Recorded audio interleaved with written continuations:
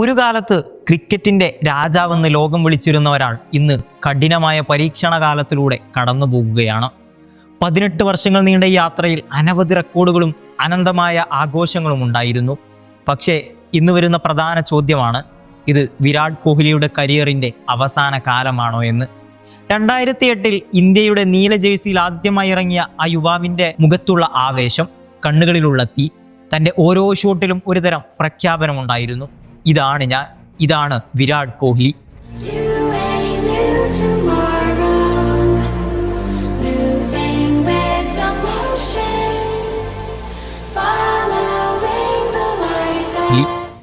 ഒരു സമയം സച്ചിൻ തെണ്ടുൽക്കർ വിരമിച്ചതോടെ ലോകം ചോദിച്ചിരുന്നു, സച്ചിന് ശേഷം ഇനി ആരാണെന്ന്.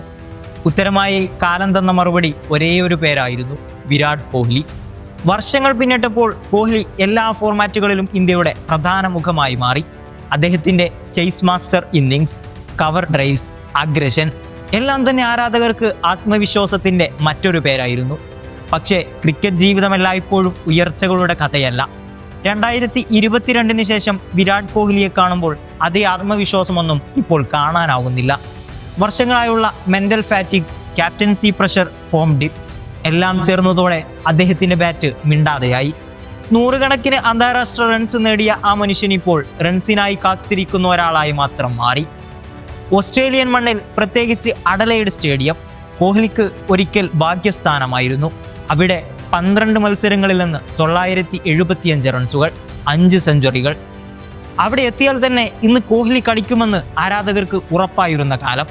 പക്ഷേ ഇപ്പോൾ അതേ മൈതാനത്ത് കോഹ്ലി രണ്ടാമതും 0 പുറത്താവുകയാണ്.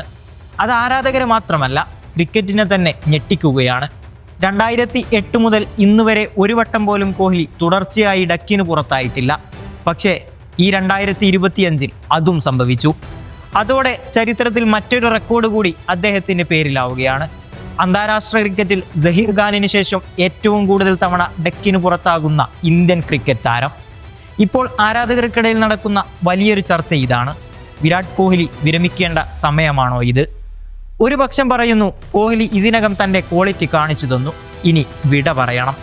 മറ്റൊരു പക്ഷം പറയുന്നു, ആ മനുഷ്യനെ വെറുതെ അണ്ടർ എസ്റ്റിമേറ്റ് ചെയ്യരുത്, വിരാട് കോഹ്ലി എല്ലായ്പ്പോഴും തിരിച്ചു വരും, അയാൾ തിരിച്ചു വരിക തന്നെ ചെയ്യും. വിരാട് കോഹ്ലിയുടെ മനസ്സിൽ ഇപ്പോഴും ഒരേ ഒരു ലക്ഷ്യമുണ്ട്, 2027 ഏകദിന ലോകകപ്പ്. അത് അദ്ദേഹത്തിൻ്റെ അവസാന മഹായുദ്ധമാകുമോ എന്നതാണ് ഇപ്പോഴത്തെ ചോദ്യം. പക്ഷേ ഇപ്പോഴത്തെ ഫോമിൽ അദ്ദേഹത്തെ ആ ലോകകപ്പ് സ്ക്വാഡിൽ ഇടം ലഭിക്കുമോ എന്നതു തന്നെ സംശയമാണ്. ക്ലാസും കരുത്തും നിലനിർത്തുന്നുവെങ്കിലും ക്രിക്കറ്റ് എന്ന യഥാർത്ഥത്തിൽ സ്ഥാനം നേടാൻ ഫോമും കണക്കുകളും ആവശ്യമാണ്.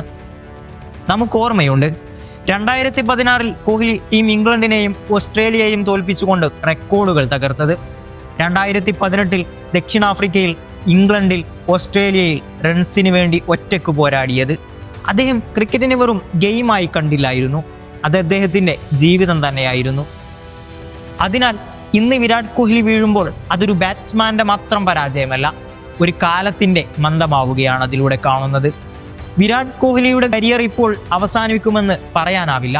കാരണം ഒരു രാജാവ് വീഴുമ്പോൾ അത് കഥയുടെ അവസാനമല്ല, ഒരു പുതിയ അധ്യായത്തിൻ്റെ ആരംഭം മാത്രമാണ്. നാളെ മറ്റൊരു മൈതാനത്ത്, മറ്റൊരു ബാറ്റിംഗ് ക്രീസിൽ അവൻ വീണ്ടും ബാറ്റ് ഉയർത്തും. അന്ന് മുമ്പ് പറഞ്ഞ പോലെ ആരാധകർ വീണ്ടും പറയും, this is Virat Kohli, still the king.